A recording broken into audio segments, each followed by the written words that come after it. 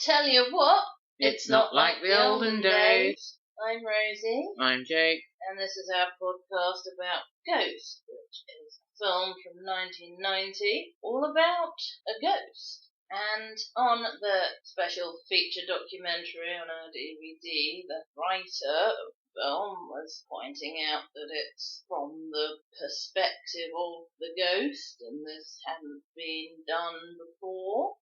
A lot of things about Bill and Ted's Bogus Journey remind me a lot of Ghost, especially when they are ghosts and they have people walking through them and possess people, all the sorts of things that you want to see in a ghost movie, especially if you're a child.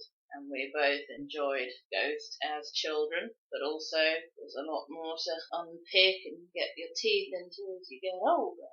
Another important way in which Ghost is like Bill and Ted's Bogus Journey is the ghost, or ghosts in the case of Bill and Ted, hang around because they feel they still have work to do in the world that we're living. Something's gone wrong, they shouldn't really be dead, and they want to hang around and make sure their female partners are okay. That's the princesses in the case of Bill and Ted, and Molly in the case of Sam, the main character in Ghost.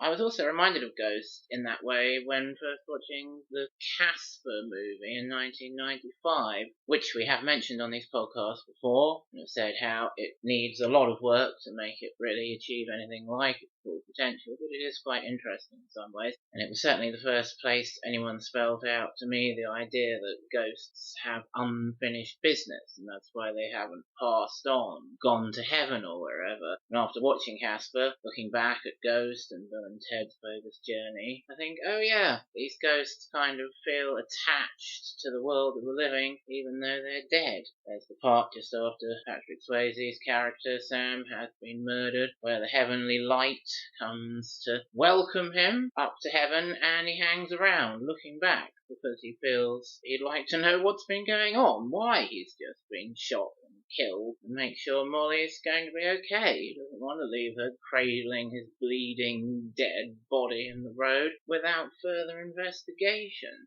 Bill and Ted have quite an extensive chat about it before they meld in death.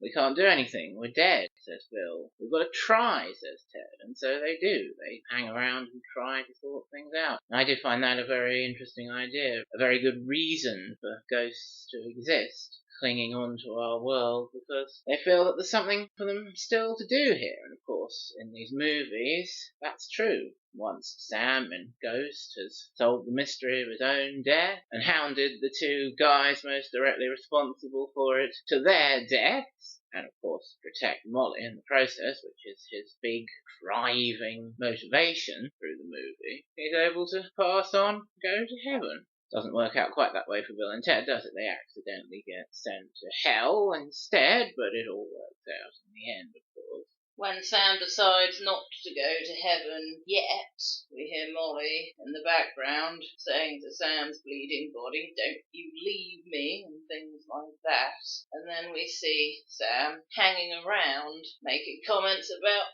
Molly wanting to keep too much junk, like tickets from a concert that they hated. I think Whoopi Goldberg's character, Oda Mae Brown, sums it up quite well, doesn't she? Sometimes the spirit gets yanked out of the body so fast it doesn't know what's going on. It's stuck between worlds trying to come to terms with everything. She's always been faking, conning people up until Sam comes to communicate with her. But I do think in that case, the gift that she's inherited from her mother and grandmother is coming through, and she understands what's happened to Sam and articulates it to Molly very well. Whoopi Goldberg as Oda Mae Brown is hilarious. You don't really get or expect to get any comedy until she turns up nearly 40 minutes into the film, which is a good time. And that Best Supporting Actress Oscar she won for the role, we've always agreed, is extremely well deserved. And we also think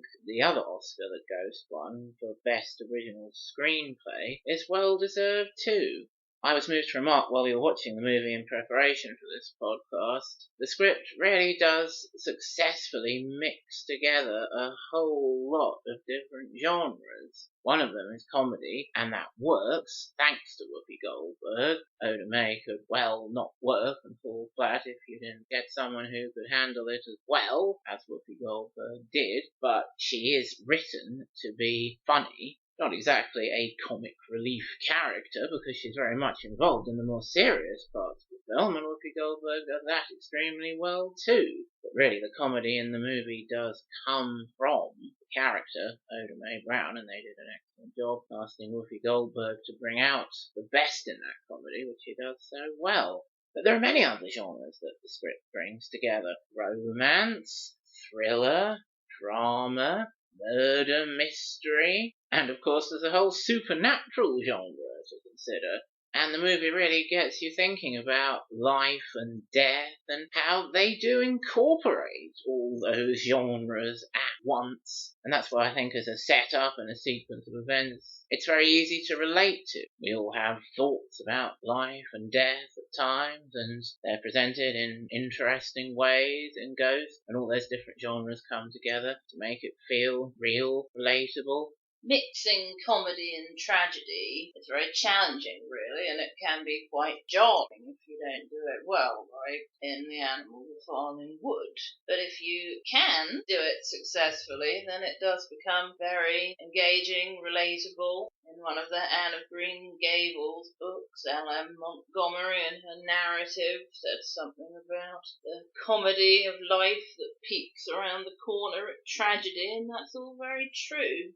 I like your story about how an RE teacher you had at secondary school used the clips of heaven and hell, as it were, to show your class on video to start discussing some ideas about the afterlife and different interpretations of it.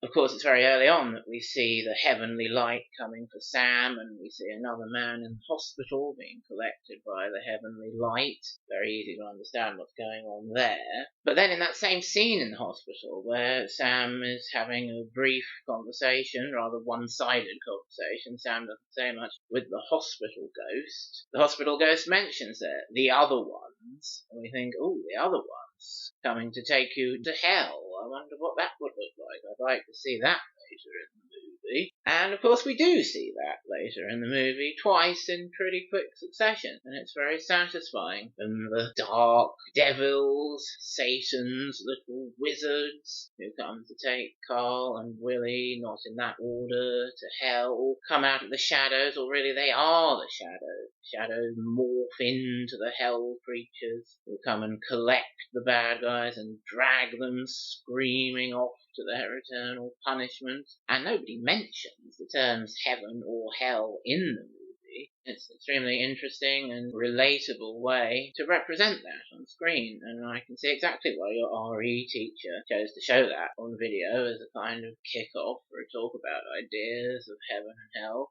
We talked before about how Bill and Ted's representations of heaven and hell are very good and feed into the soup a lot. And of course at the end of Ghost, when we were watching it in preparation for this podcast, and Sam's off to heaven, and we see the outlines of the heavenly figures, the other good dead people who are there in heaven waiting for him. And we both remarked they're waiting to play charades with Sam. Yes, Bill and Ted have more of a comedy heaven and hell, of course.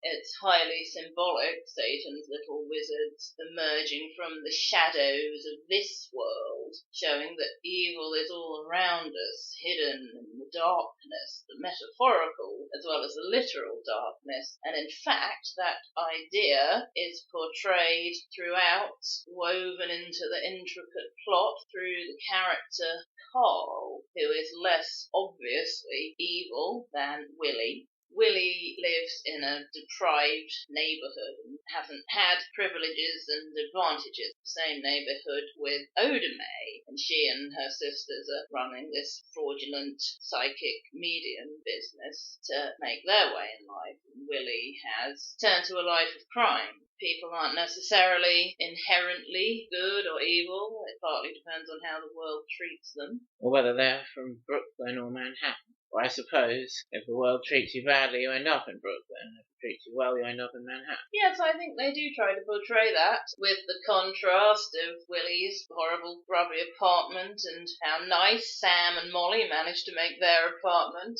Oda Mae telling Sam she never comes downtown, she feels uncomfortable there. And all it takes to get from one to the other is a fairly quick New York subway ride. Certainly gets you thinking, doesn't it? Tony Goldwyn played Carl very well, does some brilliant sort of reacting and face work as his role in the whole thing is uncovered.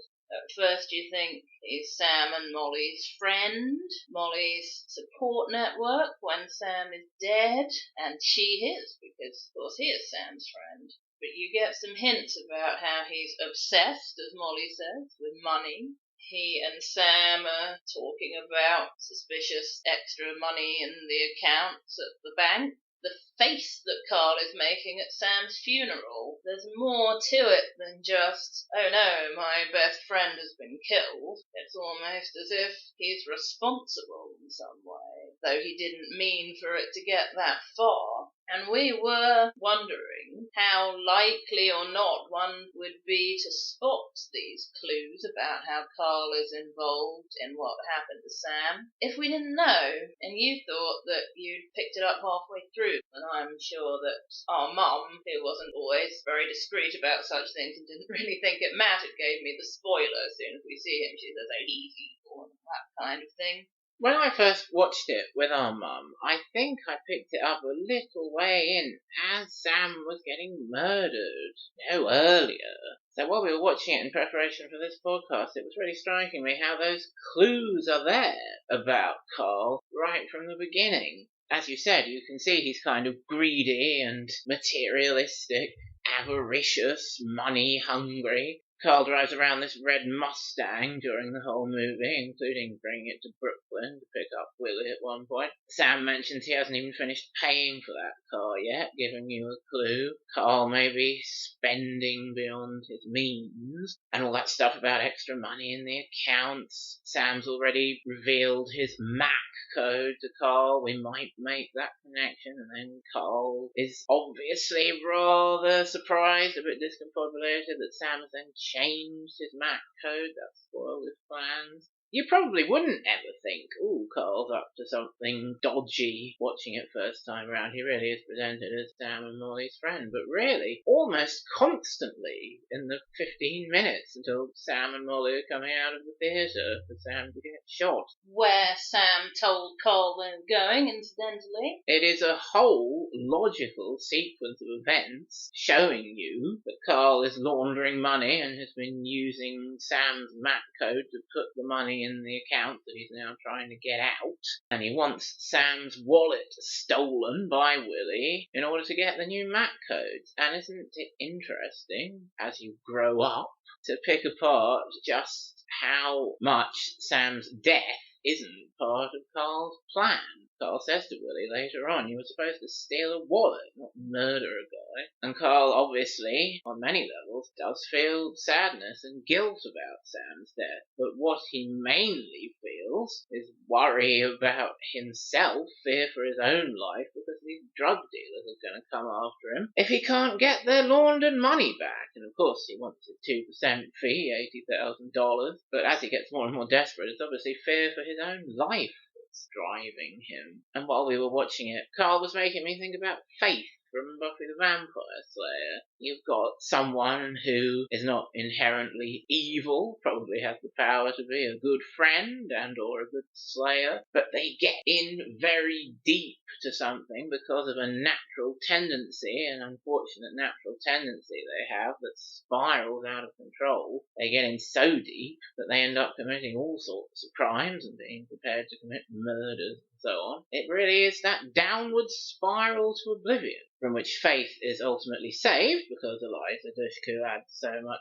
good stuff to Buffy and Angel, and which leads Carl to his death by broken window, because it's a single standalone movie and that's the right time for Carl to get his comeuppance. And I'm sure whatever Satan's little wizards have in store for him is going to be about as bad as what the drug dealers were going to do to him anyway. I like that line that he delivers after Sam says to him at the bank, there's too much money in these accounts. Too much money, that's impossible. Double meaning there. He does an excellent job, Tony Goldwyn, doesn't he? And perhaps you don't appreciate it as much the first few times watching the movie. Whoopi Goldberg is so overtly funny. Demi Moore is so good at crying out of one eye or the other. That documentary explains Demi can literally do that, and they're quite right. But Tony has a lot of work to do to hold the whole film together and to show us Carl's journey and all his conflicting emotions, and an excellent job he does of it too. The other role of his that we've mentioned on the podcast is Tarzan in the 1999 Disney movie, which was more of a lead role, and he performed very sensitively and engagingly too. Now, the other lead actor, of course, is Patrick Swayze, who people used to slag off quite a lot before he died. I wouldn't have wanted to slag him off even before he died. I think he's more than good enough in Dirty Dancing, that's the other thing I like, in which he stars, and I think he does some good work in Ghost. I've heard him described as wooden, but in Ghost I certainly see him using his face, hear him using his voice to convey how in love he is with Molly and how absolutely horrified and shocked he is to see her cradling his own dead, bleeding body, and his shock at following Carl to Willie's crappy apartment and hearing them have this conversation about how Willie murdered him and all that kind of thing. I was moved to remark at one point I was impressed particularly by his delivery of the line near the end, "Oh, Carl," when Carl has been killed and is about to realise that he's been killed and he's now a ghost, only briefly before he gets dragged off to hell. Carl realises this by the fact that he can now see Sam, whom he knows is dead, and then he looks round and sees himself impaled by a broken window, so that makes it pretty clear to him that he is, in fact, dead. Which is actually a difference I was thinking about between this movie and Sixth Sense. You were reminded when Sam gets emotional, seeing Molly and Carl getting close, and knocks over the photo of himself and Molly as a result. And you pointed out how that's like the bit in The Sixth Sense where Bruce Willis breaks the glass door because the other man is coming on to his widow. In that case, Bruce Willis doesn't realise he's dead. The ghosts in that don't realise they're dead, although I think the girl who's been poisoned by her mother and wants to give Haley Joel Osment the video of it happening knows she's dead. But yeah, that "Oh, Carl" contains so much. "Oh, Carl, what's happened to you? What have you done to me, to yourself, and now you're dead? I didn't really mean for that to happen, even though I've been absolutely hounding you for your death." Sam is using his honed telekinetic skills, as it were, harnessing his emotions to move objects and poke people. At that point, Sam is all like, "Oh no, I didn't want him to get killed, just really, really scared." And then arrested, because the police are on their way. But I've talked before about Chris Marquette putting a lot into a few words. "Thanks, Dad," and "Whoa." That's in The Mummy, the animated series, in case you didn't know. And I think Patrick Swayze does something rather similar with "Oh, Carl," putting in a lot of conflicting emotions into his face and delivery there. Let's talk about telekinesis and the subway ghost. It's cleverly structured. You were saying about that guy in the hospital who's waiting for his wife, that's nice. Planting the seed of Satan's little wizards to come later. We see the subway ghost before he's exactly needed, while Sam is following Willie on the subway. And the subway ghost is very territorial and bullies Sam off his train by running at him, shouting at him, and moving stuff, whipping the newspaper out of somebody's hands and kind of making you think, oh, if you're on the subway and you suddenly find a gust of wind has blown your newspaper away, is it actually a ghost? There's quite a lot going on in that scene, but structurally it introduces the audience and Sam to the idea of developing a skill of telekinesis, what we kind of think of as being able to touch things, but really, as this subway ghost explains, you don't have a body, you're not touching it, you're using your emotion. The subway ghost also makes us think about these ghosts who are stuck His story is that he was pushed in front of a train, and he's absolutely furious when Sam sounds skeptical about this. You think I jumped? You think I fell? Which leads me to think he jumped. It's a suicide, which is an interpretation. It's not anything that I'm suggesting everybody has to think. But he's obviously very stuck on these trains. He's at first very hostile towards Sam, and he only agrees to help Sam because Sam refuses to get off his train. And once Sam starts to ask him what happened, how long have you been here, he comes out of kind of starting to get emotionally involved with Sam, being proud of him. Way to go, kid, when he manages to kick a soda can. And you start to think maybe there's some potential for him to move on, do something other than be angry on the train. But the last we see of him in the movie is him jumping onto the next passing train and going to carry on being stark and a bit mad. And that makes me think he's a suicide whose problems have stayed with him. Yes, I do find that suicide idea for the subway ghost quite appealing. He's stuck physically, so far as he exists physically, and he's stuck emotionally. And when you were pointing out while we were watching it in preparation for this podcast, how he shows potential to engage with other people still, I was thinking there could have been a very interesting spin-off, Ghost Redemption, about the subway ghost getting to know another ghost and actually following through and helping this ghost to do whatever needs to be done, anchoring this new ghost to the living world. And then at the end, when everything's sorted, both of them could cross over to heaven together. The subway ghost kind of earns his way out of limbo and is able to take his place playing charades in paradise. They also make very effective use of sound effect with that telekinesis idea. There's a kind of whoosh noise when a ghost touches anything, newspapers and what have you, and we were actually picking a little bit of a hole in the way they use it for the ghost to push Sam. We see later, when all the ghosts are coming to get Oda May to talk to their loved ones for them, that they can touch each other. You mentioned when we were watching it in preparation how the ghosts are kind of like holograms on Red Dwarf in some way, and I thought that even way back watching it in the 90s. I'm not sure if you did too. They apparently can touch each other, have a sort of physical presence with each other. There's also a crackling sound effect, which represents the thought power, as it were. I always think coming out of the ghost's mind and into the physical world. Certainly it does represent that, and it's also effective when they want to give us Carl and Willie's point of view. We can't see Sam freaking them out, taking the gun off Carl, steaming up the mirror in Oda May's apartment and writing boo in the steam, but we get that whoosh and we get the build up to the crackling kind of crescendo, and we're thinking, oh, what's Sam going to do now? Oh, he's whipped the gun out of Carl's hand. Another bit of characterisation I like, actually, with that boo in the mirror, is Willie shooting at it. That's his answer to everything, just shoot your gun at it.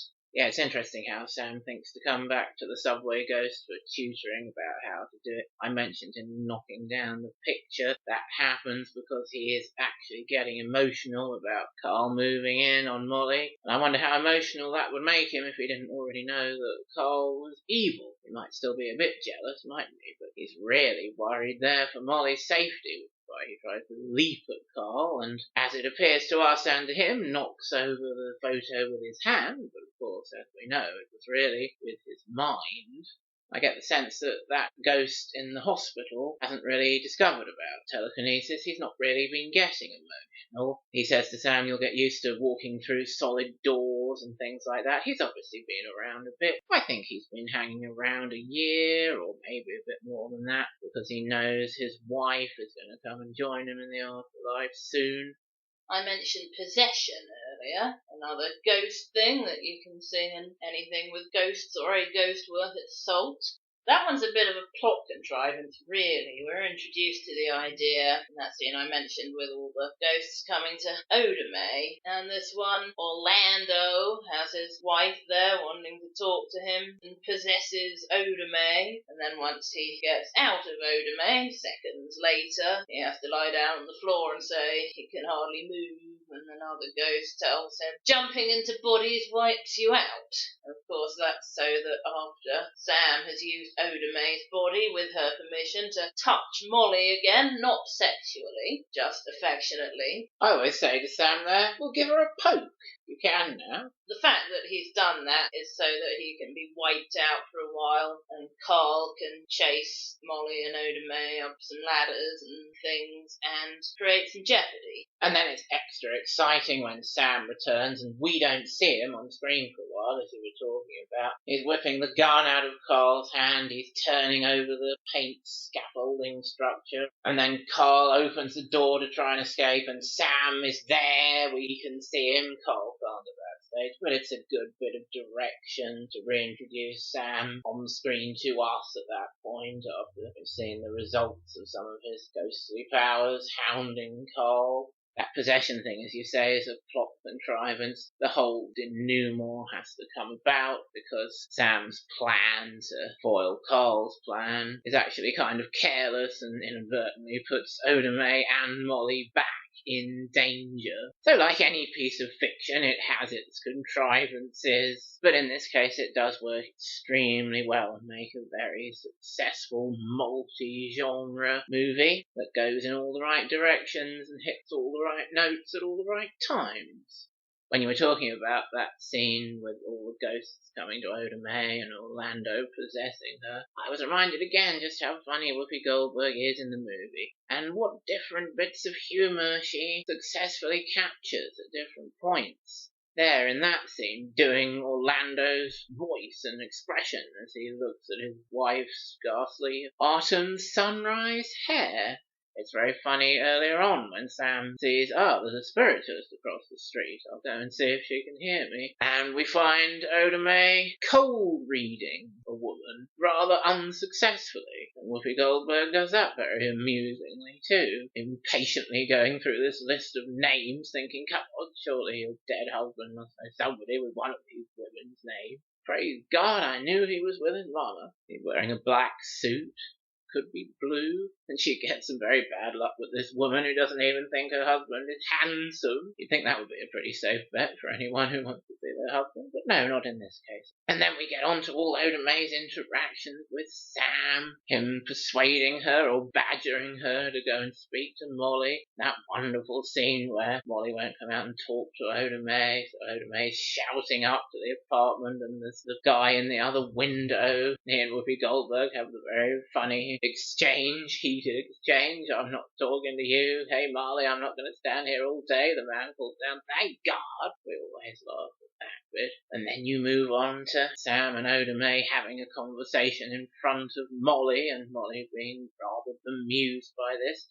More reacts to that very well. Whoopi Goldberg saying things like, we having a little discussion. That always makes us laugh. Also, if you were in Molly's position and you couldn't see Sam, you might very well question how much is she acting? Is there really a ghost here? Yes, Oda Mae is accidentally making it seem like she's kind of a fake. You would not raise your voice to me now, would you? You can see why Molly has very mixed feelings and uncertainty about this idea. She does know things, private things, that Sam is feeding to her, but she's also not very convincing in many ways, even though it's all true. That scene also has Whoopi Goldberg doing some more serious stuff, having a sobering moment when she realises this isn't just an annoying voice, it's a young man who had a life, and repeating was a setup and he was murdered. She conveys a lot of, whoa, this is for real and it's really tragic. And of course she's quite right to feel that way, because her going there to see Molly on Sam's instructions leads to Molly telling Carl. Carl tells Willie about her, and there's a lot of trouble in store for Oda Mae and her sisters because of that. It's all part of Carl's tangled web, of course, that we and Sam fully come to terms with as the events of the movie unfold. But even there, in that scene, while she's feeling uncomfortable and rather in fear of her own safety, Whoopi Goldberg adds in some humour. I'd quite forgotten how she was going to pass on Sam telling Molly Willie was here in the apartment. He came back, he spoke to Floyd, which was Molly's cat. You went into the bedroom and started taking off your clothes. Oda May passes this on as you took off your clothes, he saw everything. Which is at once very comedic and also conveys the seriousness of the situation for Molly and for Oda May. Demi reacts very well to that, doesn't she? I mean, really, she was in sort of sweatpants and bra by the time Sam scared the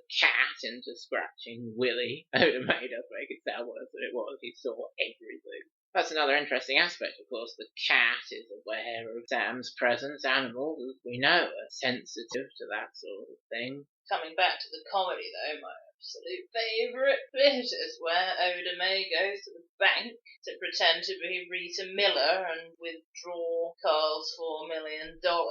She's very funny. She's got Sam in her ear. She's trying to sort of act natural, pretending to be Rita Miller withdrawing all this money. She's not very convincing at coming across as Rita Miller, a real person who knows she's going to the bank today to close an account and withdraw $4 million. As a cashier's check, not as Oda may have first suggested, 10s and 20s. She has to talk to a lady downstairs and sign something. Sam's reminding her of the name Rita Miller. She goes, who?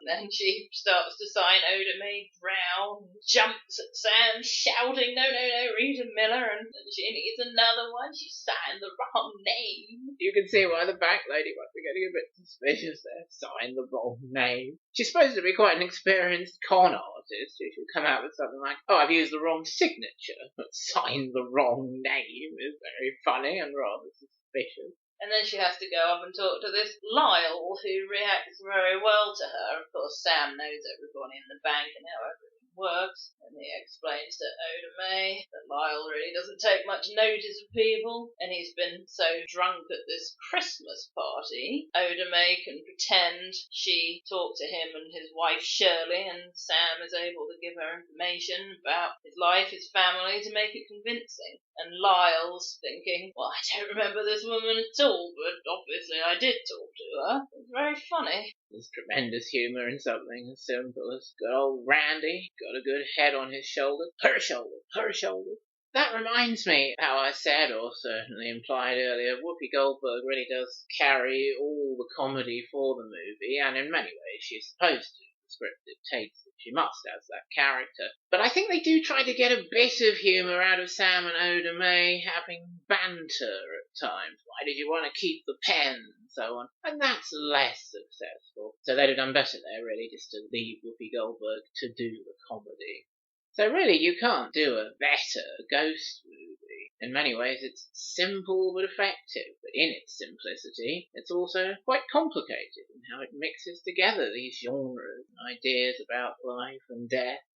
That is a very famous scene from Ghost, isn't it? The clay pot making scene. And as I was saying while we were watching it in preparation for this podcast, it has to carry quite a lot of emotional connection, as well as physical connection. We don't actually see that much of Sam and Molly with Sam alive. She hates his chair and didn't want him to bring it to their new apartment. That's one thing we see. I think the film is very dependent on that clay pot scene to really establish as strong a connection of love between the pair of them as it wants to and needs to. Obviously, it resonated as a romantic scene. Of course, very famously, you've got Unchained Melody there. That sort of became the song that people associated with the movie. So there we have it, an end to our 80th and final regular podcast. Over the course of just over 8.5 years, we've produced these 80 regular episodes of the Olden Days, and have had a lot of fun doing so, a lot of the time, I think it's fair to say. And now we're going to move on to some specials that we have in mind. And for the first two of those, we are actually going to stick to our regular release schedule for the rest of 2024. As in December, we have a Christmas special in mind. But before that, on the final Sunday in October, you can join us for a few words about some things that didn't quite make the final cut for regular podcasts. TV shows and movies that we were considering podcasting about at various points, got very close to doing so in some cases, but in the end we decided not to do a full podcast on them. It's going to be a kind of best of the rest podcast, although the fact that some of them don't really make the cut as the best is the reason that we didn't podcast about them. Until then, Good night out there. whatever you are.